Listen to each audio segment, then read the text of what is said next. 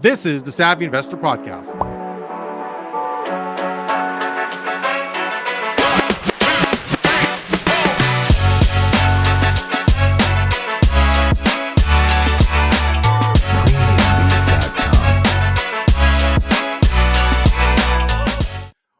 Welcome, Savvy Investors, to another episode of the Savvy Investor Podcast, where we discuss all things real estate investing, provide invaluable market insights and expert advice to help support you to live the Savvy Investor life. I'm your host, Mike Ponte, founder of Savvy Investor and longtime Canadian real estate investor. And today we got a great episode. It's really all about resilience. For a lot of investors out there, they're struggling. It's a challenge. We got interest rates that are through the roof, inflation. I don't know if anybody else has noticed insurance costs have gone through the roof. And it's just been kind of a compounding problem. And kind of our goals and objectives are kind of falling by the wayside or getting a little bit delayed. And it's hard. And so as we discuss this in our community, it's how do we become resilient? And that's really what today's episode is about being resilient during these challenging times. It's tough. I understand it. There's some major problems that are happening, especially for our savvy investors that are living in Ontario and Toronto. It's a real challenging time for many of us. And our guest today, Martin Mei, is an up and coming investor, and he has a perfect story about how he's become resilient and where he's been much more open in regards to looking at different investment strategies, maybe even different markets. And today's session is really about his journey. And it's a great one. It's a real interesting one where he's not letting a lot of these turbulent times hold him back from accomplishing the objectives that he has set for himself.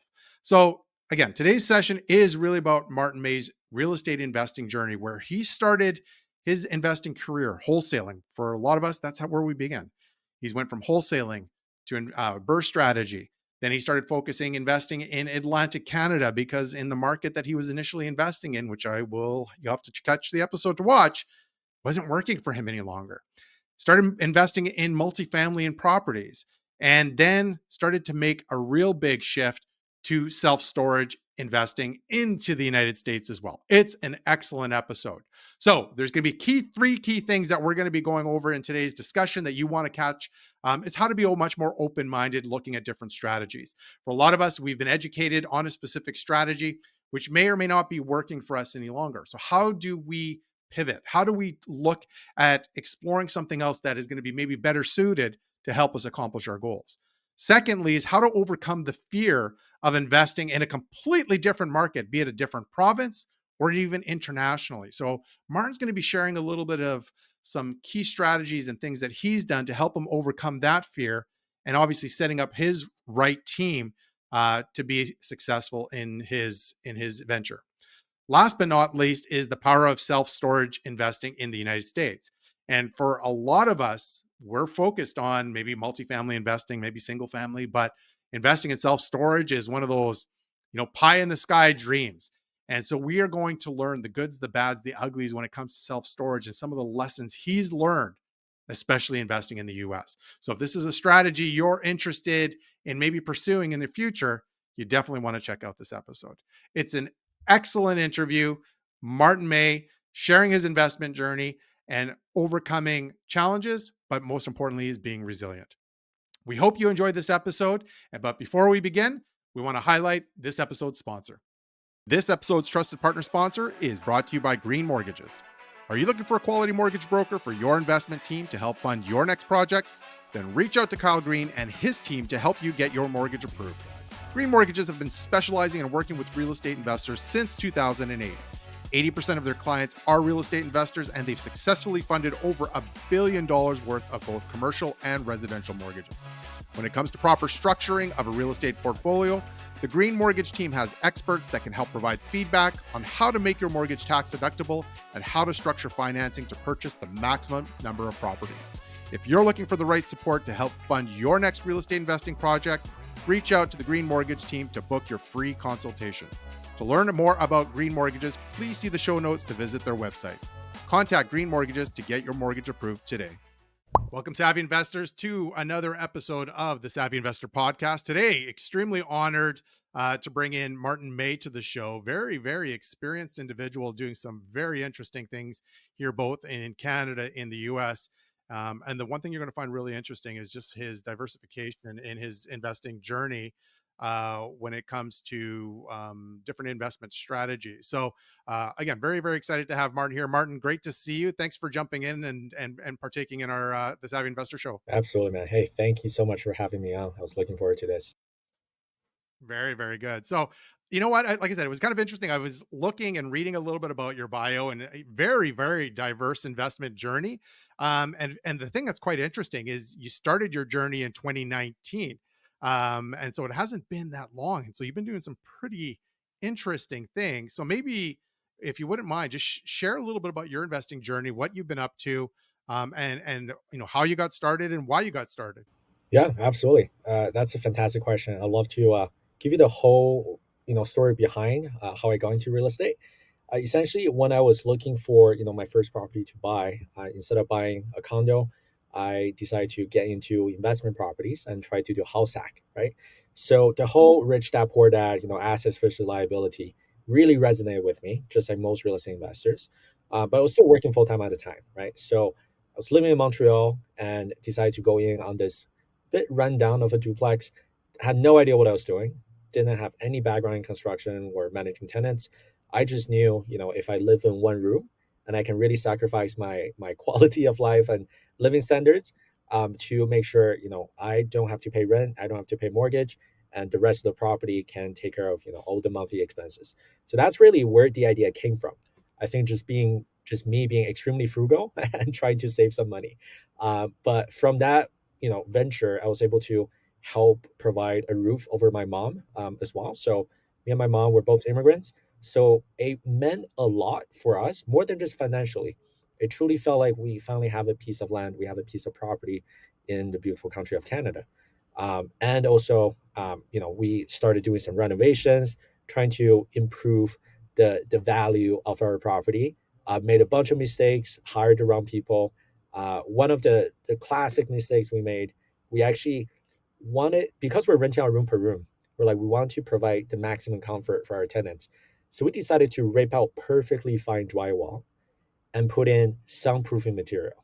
So I'm talking sono pans, I'm talking resilient bars, we're talking like the baits as well. So we're talking the state of the art, like the most expensive products you can find at Home Depot. We ripped out perfectly fine drywall and we did all of that plus 2 layers of 5/8. So we dropped about, I think, around 15, 20,000 or so, soundproofed the entire place. And when we got the appraiser to come in, the appraiser was like, hey, like this added zero value to your property.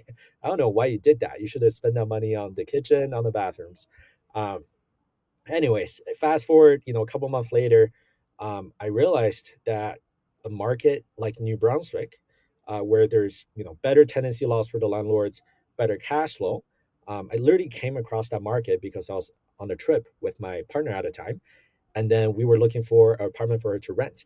And we realized all the apartments there, they were going for 1,200, 1,400 for a two-bedroom.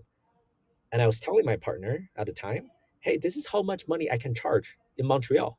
And my property costs 4 times as much. How does this even make sense?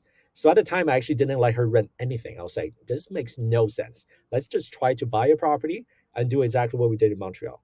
And if you need help with the down payment, I'm going to refinance my property in Montreal and buy a property with you. This would be a little joint venture. And that's where the idea came from. From that experience, we realized a lot of people were actually thinking the same way. So this was around 2020. In Moncton, New Brunswick, whenever you make an offer on a fourplex or a duplex, you're going to see there's a bunch of other offers coming from locally, a bunch of other offers coming from out of province. That's when the whole investing remotely really became popular because people were stuck at home and they had nothing better to do. Everyone became a real estate investor, right, during COVID. So we ended up seeing that, wow, this market is red hot. Started getting some real estate education, learned about wholesaling, learned about finding off market deals, creating win-win situations. And that's what we decided to do full time. We moved to New Brunswick, um, literally packed up the car, uplifted our life from Montreal. And we just believe that, hey, like there's a blue ocean here. Not a lot of wholesalers, not a lot of savvy investors are going after the off market opportunities. Even though it's a fantastic market, the local investors, they don't know what we know back home in Ontario and Quebec. So we're essentially applying all the advanced strategies that we know, apply that to the Eastern Canadian market. And that's what we did. We essentially created a wholesaling company, created a flipping company, and also obviously kept properties for ourselves. But most importantly, how we saw it is we provided property solutions to sellers who might need to get out of a situation. So everything that we did, it was centered around finding off-market opportunities and creating win-win situations. So what we do with the property, that's really up to us, right? So that's essentially how we started, how we became full-time real estate investors, how we're able to like essentially not have a 9 to 5. And from there, I got into self-storage, I got into mobile home parks, just as diversification and as I grew as a real estate investor. So that's the entire journey. That's how I got into this. Very cool. So I like the stepping stone process. Like it's a kind of interesting to see because for a lot of investors, that's always the biggest question: what's this investment strategy I need to focus on? And you've really dabbled on lots of different things. So you got into wholesaling, obviously in a completely different market. And so you were living in Montreal at that time, investing in New Brunswick. Is that right? Correct. Yeah. And I just realized, there's no wholesalers out there, nobody really that established. And the level of competency that we see in Ontario and even competition, it doesn't exist in New Brunswick. So I just saw a blue ocean strategy, right? Yeah. Very, very good. I was out in that market as well. It was amazing, even during that time. Good old COVID times, right? That was always a lot of fun because you couldn't even travel into the market as well, which is always interesting. And so, being able to get some of those opportunities, it was so challenging. So very, very cool. So you've done wholesaling, you were doing burst strategy, been investing out of province, but you actually did pick up your laundry and off you went and drove into, and you were living in New Brunswick as well. You were also in the short-term rental space as well, or are you still in the short-term rental space? Yeah. So I will say everything that I did, it seems like, it's very diversified. But as I said, everything was centered around finding opportunities for ourselves, right? So our thinking was if it's a bigger multifamily that meets the buy box that we have and also our joint venture partners have for a full BRRRR, we would just do the BRRRR ourselves, right? We'll set up a corporation and do the BRRRR ourselves. If it's too small of a property, we either look at, the flipping potential or we look at a short-term rental potential. So we essentially created this funnel of off-market leads. And what we decided to do with the property, that's where all the diversification came from, right? And also whatever deals that didn't check our buy box, but ended up still being a great deal, we just decided to wholesale them. So that's why it seems like we're doing a lot, but it's all conclusive to this one strategy, which is we wanted to build our portfolio and we wanted to look for these off-market deals. And we ended up with many deals of different sizes and different situations with the seller, and we were trying to figure out what is the best win-win situation. So yeah, we ended up putting a few of our properties on short-term rental websites, and we still have them to this day. Moncton is a great short-term rental market, very seasonal. However, there's very consistent immigrants coming in, and there's also very consistent migration within the country as well. A lot of people are moving from expensive markets out east, right? Yeah. I think we're seeing that pretty much coast to coast to some of the more expensive markets like Toronto and even Vancouver as well. As we touch a lot about that even here on Savvy Investors. Affordability is one of those key things that people should be paying attention to. Is when those markets are becoming a little bit more expensive and it's getting out of people's price ranges, they will start to consider going other places, and that's actually what's happening right now. And I agree, Moncton's one of those places that you're seeing a lot of people back east in Toronto moving out that way. And even in Alberta as well, we're seeing that variation. So let me ask you a question: Is you've done all these different strategies, and some of the things that is taught out there is understanding your why. Um, and for you, starting in 2019, did that evolve? And I guess did that also maybe change and migrate your investment strategy as well? You've done wholesaling, you've done BRRRR, short term rentals, and we'll get to your self storage right now. But how has your why technically changed, or the reason for your investment strategies changed? Obviously, with wholesaling, you're getting wholesaling fees as well. With that, are you looking at still those kind of big chunks of equity or capital versus cash flow, or maybe you can just highlight how your investment strategy has possibly evolved as you've tried all these different variations of investments. I think that's a fantastic question. I haven't got the chance to answer that question in a while. But I would say when I first started, it was simply just a wealth building tool, right? I knew getting into a rental property instead of buying a condo, it was just a better financial move. So simply just to improve my financial future when I first got into real estate. But as soon as I started getting other people involved, I started realizing there's a huge disconnect and also a lack of education in everyday. I went to a business school, so a lot of my friends came from business school. McGill University of Montreal, so it's considered one of the best schools in North America. And most of my friends knew absolutely nothing about real estate. They were playing around with stocks, even though they were earning high income from their 9 to 5. They knew very little about regulations. They knew very little about market selection. They had no idea how to underwrite a real estate investment. So they were essentially coming to me to be my passive joint venture partner. So my why started shifting towards, hey, how can I do this for people I care about, right? I am literally telling them, hey, like, do not buy a condo for yourself. They're, getting into 800,000, $900,000 condos once they make some money. I'm trying to, differentiate assets versus liabilities to them, and also trying to help them understand, even though if you live in Toronto, doesn't mean you need to buy a multifamily rental property in Toronto. Consider buying, out of the province in better cash flow markets and better regulation markets, but you can use the cash flow to support your lifestyle. So my why started shifting towards, how can I serve my investors, either from my university or other investors that are essentially relying on me to be their source of essentially expert and boots on the ground information for them. And nowadays, actually, Michael, to be honest, we have a few partners on the GP side, on our general partnership side for our self storage deals.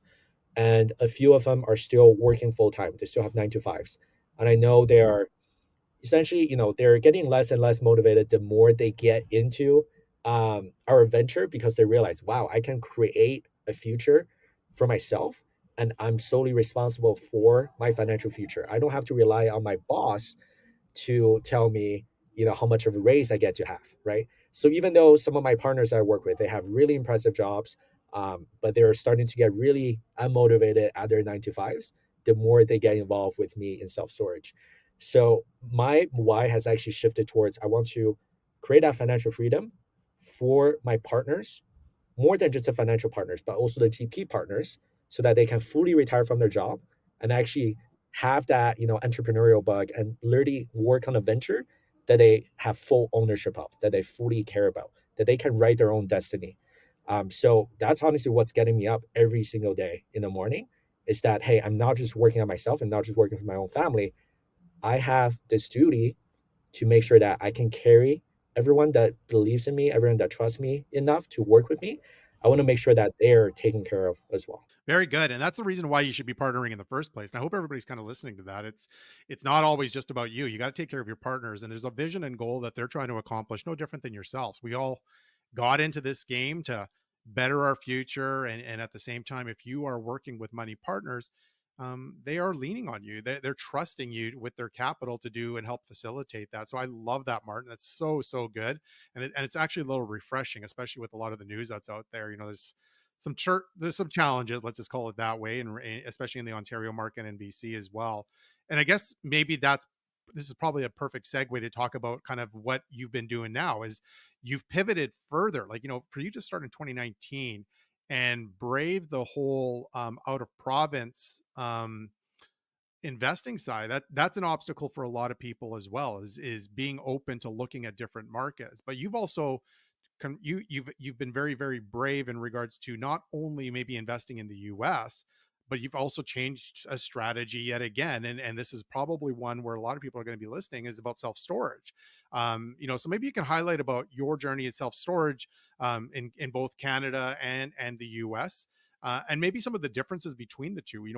Why are you focusing in the US? Tell us a little bit about your journey in Canada as well, if you don't mind, in the self storage space. Yeah, fantastic segue. So when we were in New Brunswick, we did about 70 transactions between wholesaling, between flipping, closed on about just under 40 doors with joint venture partners. And we also had to obviously bring a lot of that in house, right, for construction, for property management. But the more we scaled in multifamily, the more we realized, just, more doors equal to more headaches. that scalability factor essentially was very painful. And it actually created a lot of friction between me and my team and also me and my partner at the time. So we just realized, hey, like the more doors we have, the more annoying everything got. So we started going to, a lot of events in the US. One of the times, we were at this wholesaling event. It's called Seven Figure Flipping. It's basically North America's, top wholesalers of flippers. They will all get together in this mastermind. It was an event down in Florida, and I came across this self storage event. And I was like, you know what? I'm just going to stop by and go check it out. I went to that event. It was a room full of Americans in their, I'll say, late 50s, early 60s. And most of them had, hundreds of doors in multifamily. One of them, I believe, also had three Subway franchises. So a lot of, business owners, a lot of multifamily investors that's been doing this for decades. And I was asking them, hey, like, what are you guys doing here? By the way, like, obviously, I look very young. I am very young. My partner, my ex partner and I, we were actually the youngest people there, like easily by probably like 3 decades. Um, and we were just asking them, hey, like, we are building our real estate portfolio, and we think we want to end up like you guys. Like, why are you at this self storage event? So they're telling us their pain points. They're telling us, hey, we have hundreds of doors, but we're trying to pass it on to our family, to their kids. Their kids are like, we don't want to be landlords of hundreds of tenants. They're like, they want nothing to do with their portfolio. And the Subway guy was telling me, yeah, I have these restaurants, but it's a pain in the butt, managing the employees. The turnovers are absolutely terrible. The margins are getting eaten away. And also the franchise fees are just killing, the profit margins. And they were all trying to 1031 exchange their portfolio into self-storage assets. So that's when the light bulb, really went off for me.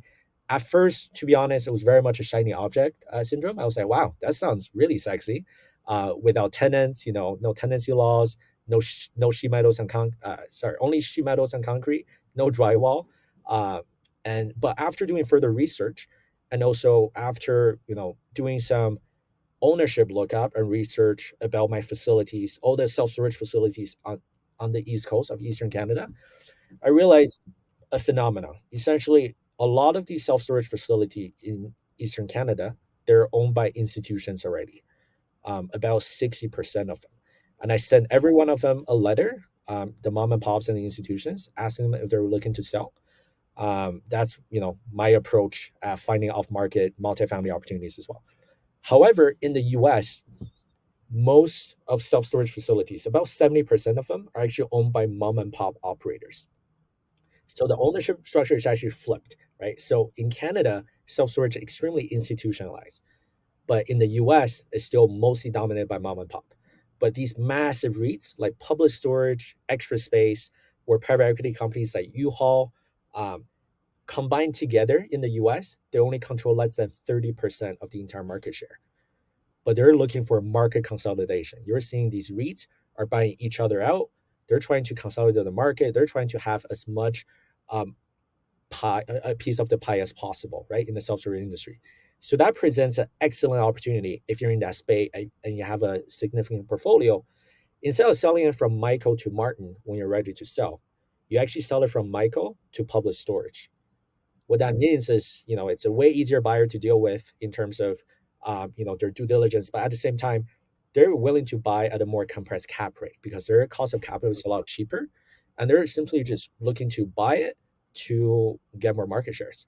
So there's a private equity approach to a real estate asset that's also proven to be extremely easy to maintain, and that there's only a short period of time now that we have left.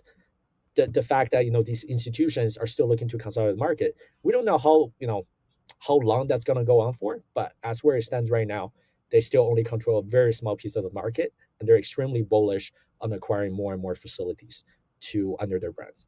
So I would say that's what I saw being the biggest opportunity after month of research, after month of talking to self-storage investors, private equity groups, and that's why I decided to get full into this venture. Yeah. Very, very cool. Very interesting, actually, to be honest with you. Now, are you seeing like a lot of Canadian REITs going down south, or is it mostly companies U.S. companies actually buying out and increasing their market share? What are you finding is happening down there? Yeah. So in the US, there's 10 times more population. There's a lot more metropolitan areas. Um, we look at each market, we look at self storage from a 3 to 5 mile radius, where we calculate supply, the demand, population growth. We look at the saturation, the rental rates. So whenever people ask me, hey, like which market makes the most sense, I'll say it's literally, we look at it from a 3 to 5 mile radius, right? So very, very many options that we have in the US. So as a result of that, a lot of Canadian private equity groups are moving down to the US as well for very much the same reason, right? They're looking to take advantage of this private equity play. Whereas in Canada, it's extremely institutionalized already. If you live in GTA or any of the major cities, probably see these, Bluebird or Smart Stop, Public Storage. They're popping out left and right, right? And that's usually backed by institutional money already. And whenever you're looking at, the smaller mom and pop deals, they're either selling, extremely overpriced or, just the quality of the product. It's simply just not there, right? It's not really comparable to what we can see in the US. The markets are a lot smaller. From a consumer culture standpoint, Americans are way less rational as consumers. So as a result of that, they need a lot more self storage, right? But at the same time, if you look at the ways homes are built in Sunbelt states, just as Florida, Texas, Arizona, they don't have basements, they don't have attics, and they have really strict HOA rules. So if they need additional space for storage outside of their home, the only place that they can trust to put their belongings is really a self-storage facility. So that's why a lot of these, big players in North America, they usually, by default, they will go to the US. Unless you got institutional backing, then yeah, you can do it in Canada.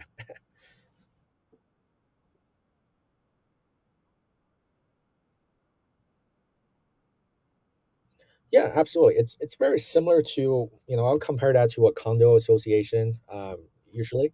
So, the it stands for a homeowners association. A lot of these newer subdivisions or newer communities, they're built with a HOA. They're essentially responsible for maintaining the look, feel of a certain community, and they can take care of the general maintenance, right? So where I live in Vegas, the HOA fees are about 600, $700 for the property owner in my community, and they take care of a lot of things for you. But as a result of that, because they're trying to maintain a certain feel to the community, they don't let you, park your RVs on the streets. They don't even let you park on the streets overnight, right? You have to park in your driveway.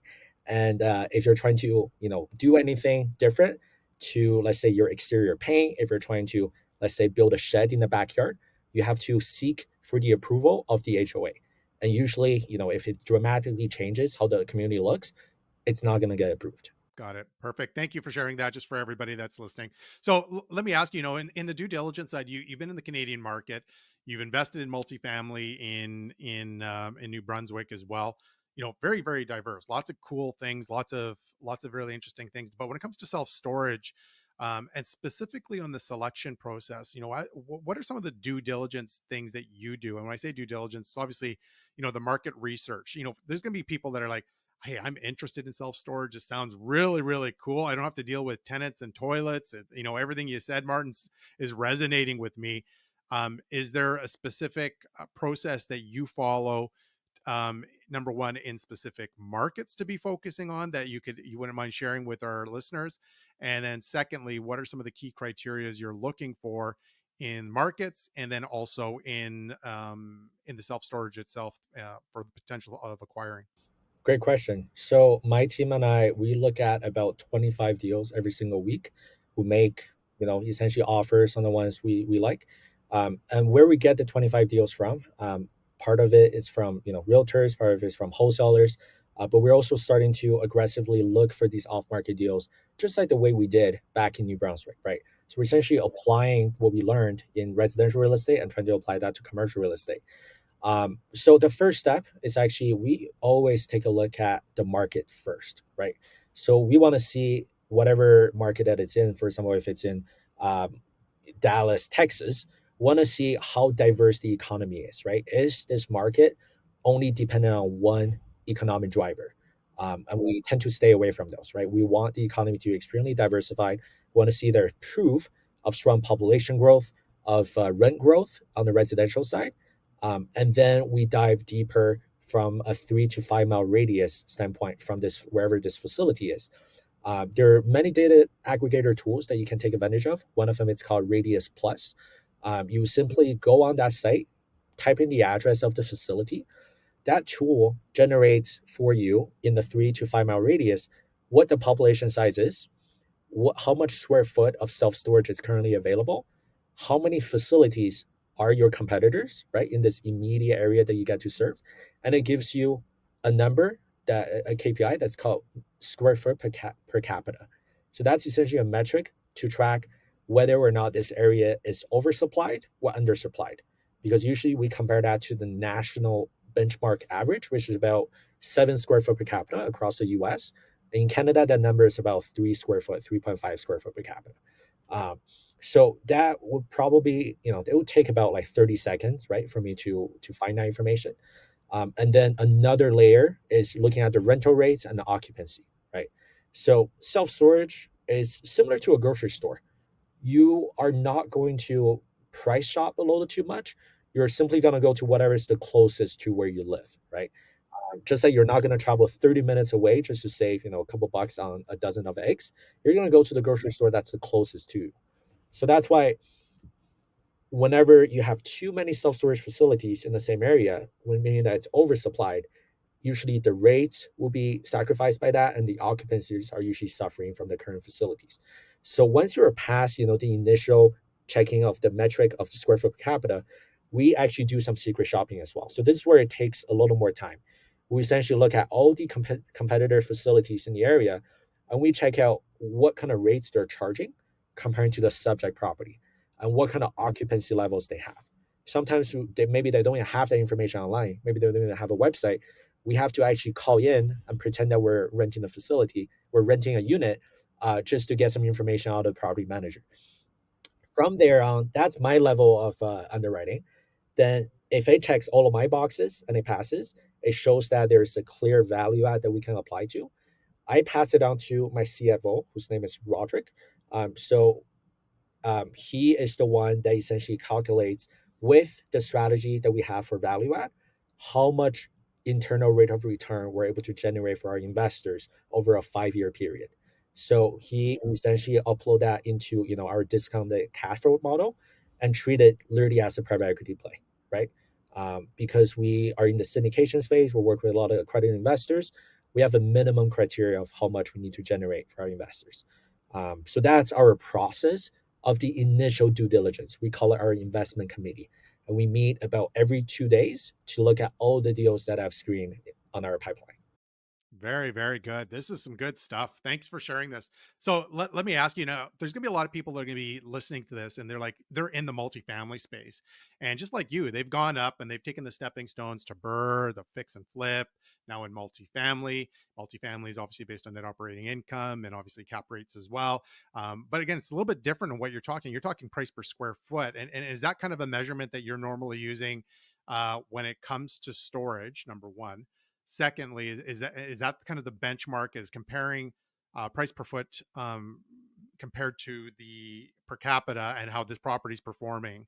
And the second one that you brought up is you identify the price and is it reasonable compared to what we're seeing in the market? And then you talked about value add.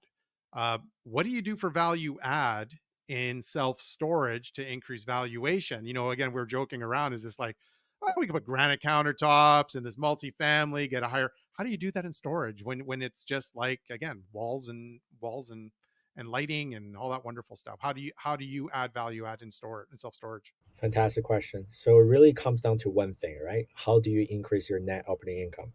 Because the valuation, just like any other commercial real estate, it's your net operating income divided by the cap rate. So in self storage, here are some of the criteria to look for value add potential, right? Like these are the signs that this is a property for with value add potential.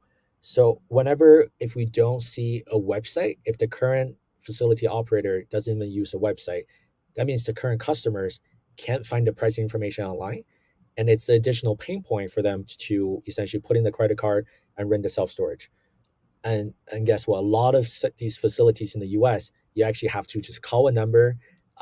Maybe you can even find them on Google, and it will be managed by someone that's elderly, and they will tell you, hey, it's 100% occupied, we don't have any units available. So these are really strong signs that this facility is extremely mismanaged, right? So whenever we see occupancy sitting at 100% occupied, that means they're leaving a lot of money on the table. These REITs, such as Public Storage, Extra Space, Real Estate Investment Trust, whenever they have their shareholder report, they report that the occupancy level that they want to reach is about 85 to 92% occupancy, meaning that they're constantly leveraging tools like dynamic pricing to change the price, sometimes even on an hourly basis, right? Depending on what unit mix is the most popular, they will try to maximize that price per square foot across their unit mix. So that's the level of asset management that someone like us, that we're able to implement. But a lot of times, like these property owners, these are mom and pop operators, they don't even know how to build a website, right? So let alone dynamic pricing. So that's how they're leaving a lot of money on the table. So that's number one. Whenever we see occupancy issues, it's a clear indicator, either 100% occupancy, or if they're sitting at like below 50% occupancy, that's a really clear sign it's mismanaged. Secondly, as I said, it's the lack of marketing. If we see that they don't even have a presence on Google, they don't have a website, or if the tenants are not able to directly book the unit and pay, put in their credit card information online, that means they're not up to date with leveraging technology. Thirdly, I would say if they're missing out on a lot of revenue streams, such as there's tenant insurance, that's become the standard for the industry, so that's an additional revenue stream. If they're not charging for tenant insurance, that's a really good sign that they're likely self-managed. And another factor that we started implementing is actually automation, right? So if they're a lot of their revenue goes towards wages and salaries to pay on-site staff, where if they even have like an apartment for like resident manager, that's a really good sign that it's a facility probably from the 80s, and they just never updated it. They were just comfortable with the status quo. They likely don't need to pay a mortgage on it. They were just comfortable making that money every single month. But where we can come in, automate the facility with a lot of these automation tools, such as a gated entry with security codes, and also we also have self-checking kiosks where the tenants don't have to talk to anyone, and they're able to get their lock, they're able to sign up for tenant insurance and sign the contract fully from a self-checking kiosk. So all of these are ways where you can increase the revenue, reduce the operating expenses, and also upgrading the quality, the safety of your facility, and therefore increasing the value of your property. So whenever I look for these deals, like part of what I look for is there room to add value? Because we're not in it trying to play some capital to buy turnkey properties. And Michael, I'm so glad that you asked about how do people actually increase the value, because everything that I shared, it has nothing to do with fixing a drywall. We're opening a drywall and realizing there's a plumbing problem, or dealing with contractors who are trying to steal from you, or dealing with materials backlog, where your plywood shooting up. Nothing with that, right? It's very much operation optimization, as well as improving marketing, as well as just simply implementing a state of the art asset management system. So it's a lot easier to keep those under control. There's a lot less moving factors and a lot less things that could go wrong. So that's really what I think being one of the strongest advantage of when you're trying to do a value add on a self storage facility. Very cool. Great stuff. That's just fantastic. Let me ask you, because I know this is going to be a burning question for a lot of people that are new to this. Is obviously, cash flows king. We like cash flow, and so what are we seeing for kind of cap rates for self storage, and maybe even compare that to like the U.S. in multifamily? Is there variation, and then maybe even the same thing as U.S. to Canada? Is there big variations between cap rates in both Canada and U.S. in the self storage space?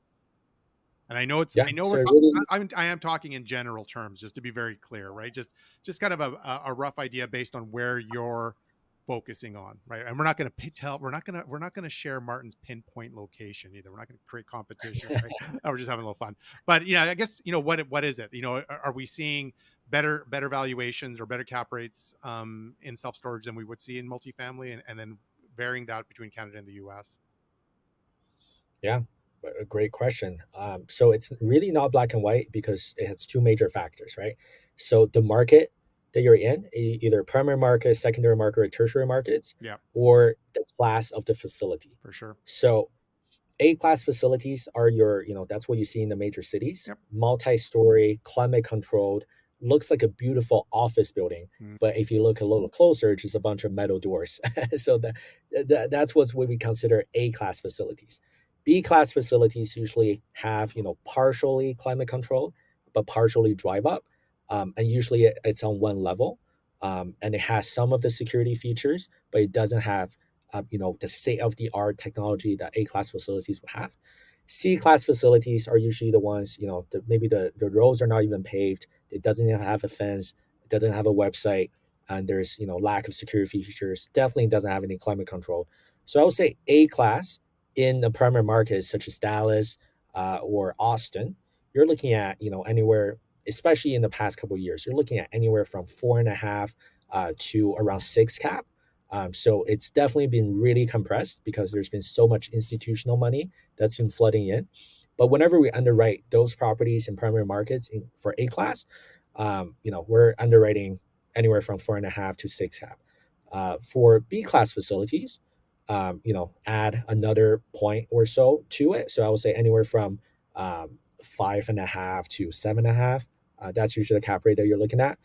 C class and below, that's usually where you can um, see way better cash flow, but your exit is going to be a slight problem, right? yeah. If you're in the rural market, if you're in a C class facility in the tertiary market, that's where you're going to see double digit cap rates. But again, that's where you can make a lot of your cash flow, right? Yeah. Very cool. So I guess part of the exit strategy in this is kind of very similar to kind of what you're looking at multifamily. You're increasing valuation, but you're looking at it is there's a potential opportunity where you're going to see institutions going to be possibly buying these properties out, and so most of the time they're looking for kind of class A, class B locations and areas and properties and stuff like that. Is that correct in me saying that's kind of what you're looking at as an exit strategy as you're acquiring? And I guess what's your kind of timeline for holding properties like this and as your exit? Yeah, so it's honestly very much a red ocean whenever you're going after the primary markets, right? So our strategy, and I have no problem sharing this, we actually go after secondary and tertiary markets. Yeah. We go after the B minus C class facilities. Yep. Our plan is always to automate the facility, reaching its full potential, maybe bringing it from a C class to a B class. If it's too small of a facility, we might even do a small expansion if the land allows it. If we're able to work with the city and essentially build more self storage, improving that net operating income, but also improving the class, right? If it doesn't have a fence, we're going to build an automated fence, the state of the art fence, right? So bringing from a C class to a B class, therefore compressing that cap rate and presenting these opportunities as a portfolio to the private equities that are looking to consolidate the market. So that's our strategy in the nutshell, right? And obviously, it really matters, what type of REITs are in your markets. Yeah. And honestly, in a lot of the markets that we look at, the REITs are not even in that area Hmm. yet. Interesting. However, they might be about 20 miles, 30 miles away. So to them, it would really help their economy of scale to simply just expand to this market that we're looking at. So I would say that's the overall strategy. We're not trying to swim with the big sharks. Yeah. We're really trying to carve out little niches for ourselves, but consolidate them as a whole portfolio. Usually between anywhere from 5 to 7 years. That's how long we hold each property for. At least that's how we underwrite them, Yeah. and then package them together as a whole portfolio. Love this. Just love this. So cool. Such a unique strategy. And I know for a lot of people that are listening, they're like, yeah, I'd love to own a self-storage unit. This would be kind of a lot of fun because you know what? It is a stepping stone process. People want to do bigger, better things and try some different strategies. And I think this is one that's really definitely up a lot of people's alleys as well. Right. So I appreciate all your time. I always like to ask this question from our guests is, kind of words of wisdom. You've been doing this now for several years. You're very diverse. Like it's amazing the ability to pivot, Martin. And congratulations for doing that and not having those big roadblocks or barriers in front of you. But maybe as people are listening to this, you can share some of your words of wisdom if people are looking to maybe get into self storage, or even secondly, uh, looking to try a different market but are a little bit nervous. Maybe share a little bit about your experiences, and just more importantly, just sharing some of your wisdom for those that are wanting to kind of emulate a little of what you've been doing. Yeah. I mean, beyond everything that we talked about, right? The clear advantages of not having human tenants. Uh, I would say the most important part. I studied marketing back in college, so I love studying the consumer behavior and just like the human psychology behind their purchasing decisions. If you think about renting a self storage unit, Michael, have you rented a self storage unit before, by the way? I haven't. I'm not. It's not my space, to be honest with you. But you piqued my interest, to be honest. So there we go. No, I hear ya. So whenever people, let's say, rent a 10 by 10 in Vancouver area, in the BC area, they're paying, let's say, about 150 bucks for a 10 by 10. Okay. Um, this facility not only has your unit, they also have 200, 300 other units, right, on the same facility. So the property owner has this significant advantage over economy of scale. So if they increase your rent from $150 to 165, that's roughly a 10% increase, right? So first of all, you can't even do that in residential. Like there's rent cap all across the country. There's even rent cap in New Brunswick now. So in Ontario, it follows very much what the LTB decides, which is around 2 or 3% this year. In New Brunswick, it's about 3.5 this year, I believe. So first of all, you can't even increase it by 10%. But if you increase your rent by 10%, your tenants are not going to move out if their rent changes from 150 to 165. They're not going to bother their friends, rent a U-Haul to get everything out and move to a cheaper self-storage. That's still 165. That's still barely anything. It's going to be one of the lowest bills they have, right? However, if you look at rent or mortgage, to American or Canadian, that's the most expensive bill they have on a monthly basis. Whenever that fluctuates, people really freak out. People are trying to save money on the most expensive bill, but the little, subscriptions or car insurances, they don't care as much, right? So that's why if you increase it by 10%, your tenants are not going to freak out. You're not going to end up on the news. And you're also fully legal for you to do it because there's no tenancy board, right? It's a business. You can do whatever you want. But you have 200 units, right, that are increasing by $15 by 10%. So that entire economy of scale is so much more scalable when you're dealing with an asset type where on a per unit basis, it doesn't make too much of a difference for your consumers. So I'll say that's probably, the most interesting piece when it comes to asset management in this asset type. And that's also what I love the most about it. So I'll say for anyone that's looking to get into self-storage, I know it's very shiny. I know it sounds really sexy, but a lot of people also see the benefits in this.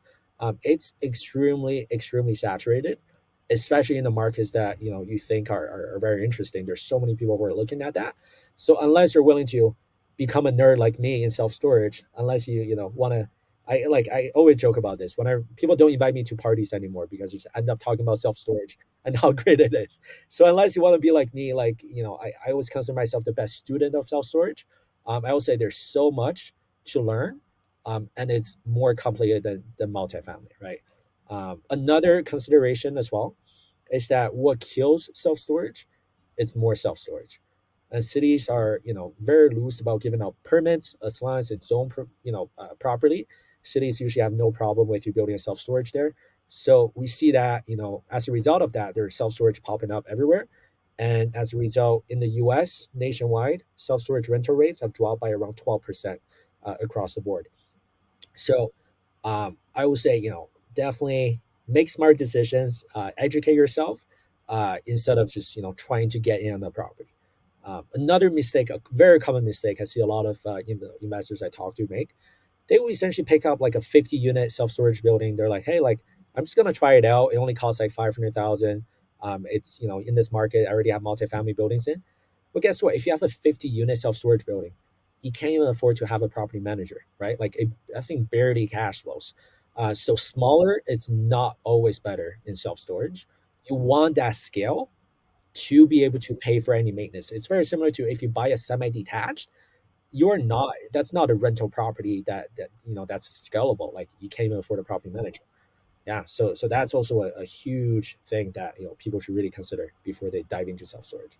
Man, that's some great wisdom. I really like what you said actually about the rate increase. You know, when you're looking at rent from a multifamily side, that's technically one of their largest expenses. But at the same time, when you're looking at storage, that 10% or 15%, that's nominal at the end of the day. So it's not a real big concern. So I like the way you're kind of thinking this thing through. Martin, great information. Thank you for sharing. If people wanted to learn more about you, what you're doing, where can they follow you and find you? Yeah, so I talk about stuff like this all the time. I feel bad for my followers because that's all I talk about. You can find me on Instagram. It's Martin May, or if you type in Martin May self storage, my profile is gonna come up. That's how much I love this. And on YouTube channels as well, like we're all about building value, adding value. So even back when we are in New Brunswick, we were just talking about, we're interviewing local market experts, and I'll film it and I'll just put it on my YouTube channel. So very much doing the same thing for self storage, doing deal analysis, doing case studies, talking to market experts, talking to industry experts, everything regarding self storage. So you can find me, if you Google our company name, Meili Investment Group, or if you Google Martin May, it's gonna come up. Very cool. Listen, thank you for today's session. Very, very informative. I hope everybody goes and checks out Martin as well. We'll make sure that we add that information to the description. And again, Martin, thanks for doing this. Really, really appreciate it. And again, we could probably be here for probably at least another couple hours. So I might have to invite you to come back again. Hopefully that would be okay. Yeah, no, absolutely. It's been a pleasure. Thank you so much for asking the great questions. Wonderful. Okay, thanks, guys. And hopefully you enjoy it. Give us a thumbs up, and we'll talk to you soon, Martin. Thank you. Perfect.